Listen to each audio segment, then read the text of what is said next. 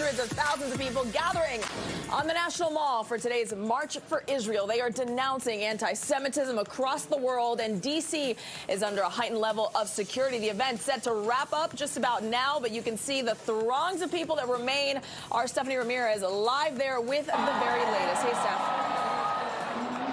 Marina, the program is still going here, but organizers tell us they believe some 200,000 people are here today on the National Mall right now for this March for Israel. We'll show you the crowd here. Now, D.C. police and law enforcement, they never like to give us the crowd numbers for security purposes, but I can tell you in this area where we are standing, this is by 4th and Madison, from here all the way down to the Washington Monument, which is over by 14th. That's about a mile from here. The entire area is packed. We have video of what that looks like. Get a look at this. The protest here getting underway around 1 o'clock, still going on here, but those here telling me they want to show solidarity today with their fellow Jewish community members, both here and in Israel, as well as all across the world. Protesters saying they are standing in solidarity also with the hostages, calling for their release, while also condemning the acts of anti-Semitism that we have been seeing since the Hamas attack on Israel on October 7th. Speakers today included well-known names like actress Deborah Messing, also leaders of Congress. There is a smaller group of counter-protesters here that we can also see, but much smaller compared to the hundreds of thousands out here today. Marina? Hey, Steph, I have a quick question. You covered the Palestinian rally a couple of weeks ago, correct?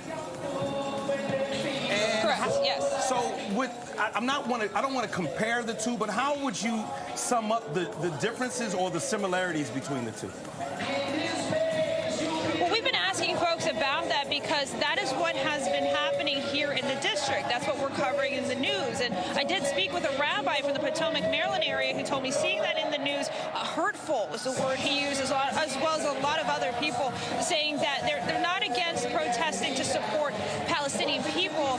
They're more hurt by the language against Israel and not language being used against Hamas specifically. And so that is some of the conversation being had today. We're going to bring you those voices, guys, coming up throughout the shows.